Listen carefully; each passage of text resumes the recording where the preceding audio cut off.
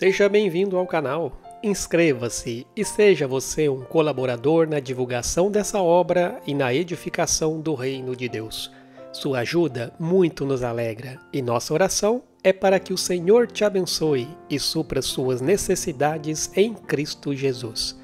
Em nosso podcast de hoje, vamos falar sobre cuidado com os falsos profetas.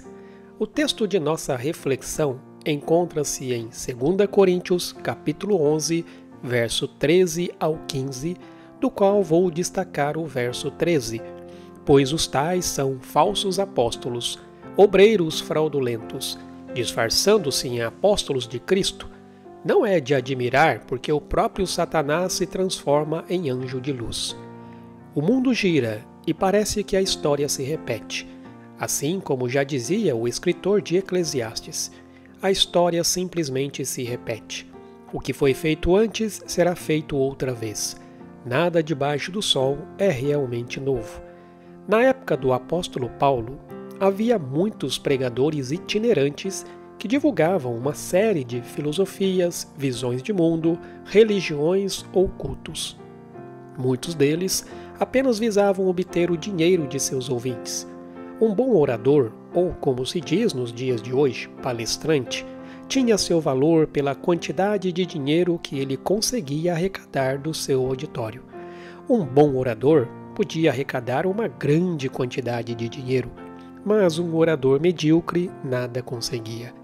Uma vez que Paulo não pedia dinheiro quando pregava, os falsos mestres o taxavam de pregador amador. Eles diziam que Paulo se negava a aceitar dinheiro, porque seu ensino não valia nada. Os falsos apóstolos usavam a política financeira de Paulo como prova de que ele não era um verdadeiro apóstolo. Infelizmente, ainda hoje, há aqueles que pensam que um servo fiel, pregador da palavra de Deus, precisa necessariamente ser rico e que toda ostentação de riqueza é sinal da bênção de Deus. A motivação de Paulo não era o lucro. Ele não fazia do ministério um negócio para se enriquecer. Não via a igreja como uma oportunidade para acumular riquezas. Hoje, há muitos pastores que fazem da igreja uma empresa e transformam o evangelho num produto, o púlpito num balcão, o templo em praça de negócios e os crentes em consumidores. Para não criar obstáculos ao avanço do evangelho e não dar munição aos seus críticos, o apóstolo abriu mão de receber ofertas das igrejas durante o tempo em que as pastoreava. Veja só o que ele mesmo diz em Atos capítulo 20, verso 33 e 34. De ninguém cobicei prata, nem ouro, nem roupas. Vós mesmos sois testemunhas que estas mãos trabalharam para suprir minhas necessidades e as de meus companheiros. Ainda hoje, as pessoas permanecem incrivelmente crédulas. Vigaristas fraudulentos levam milhares com falsos esquemas de investimento, instituições de caridade falsas, as alegações de saúde falsas e milhares de outros golpes.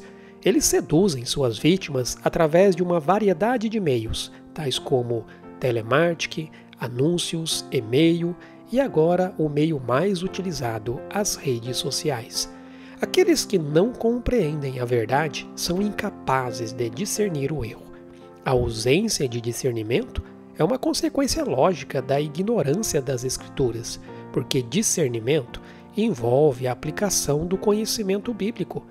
A ignorância da doutrina resulta em imaturidade espiritual, o que leva a uma falta de discernimento e abre as portas para esquemas enganosos, vindo de mentes controladas pelo próprio Satanás. Isso me leva a perguntar: será que é ofensa para algumas pessoas quando se prega gratuitamente? Há milhares de pessoas que seguem certos pastores e pastoras que cobram por tudo, cobram até por uma live, o que, na minha opinião, é totalmente absurdo.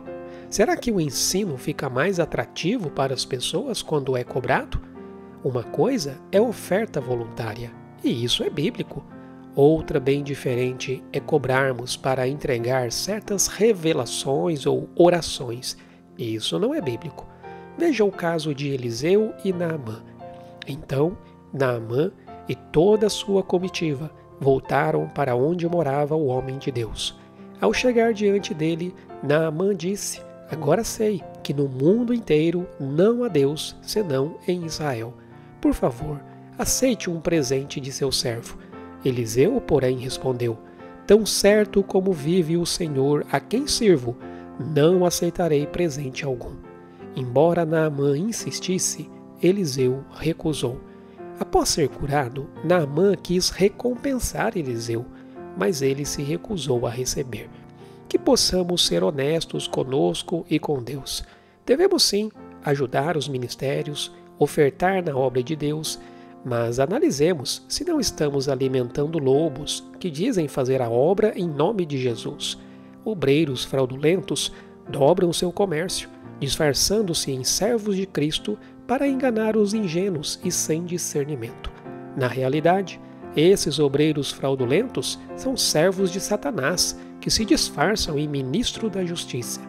A Bíblia revela que o engano é uma característica dos falsos mestres. É preciso estar atento. Eu vou dar aqui algumas dicas para que você não caia na lábia desses falsos mestres. Não seja tomado por uma aparente oratória espiritual. Muitos falsos mestres usam termos bíblicos, mas dão-lhes um significado radicalmente diferente do que ele realmente é. Vá além das palavras de um mestre e examine sua vida. A religião é um grande negócio para os falsos mestres, mas aqueles que são consumidos com a acumulação de riqueza e poder não são verdadeiros servos de Jesus Cristo. E evite a tentação de fazer da tolerância uma virtude.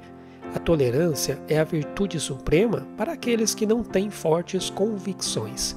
Deixar de exercitar o discernimento é abrir a porta larga da perdição e permitir que lobos vorazes de Satanás desviem você do caminho de Deus.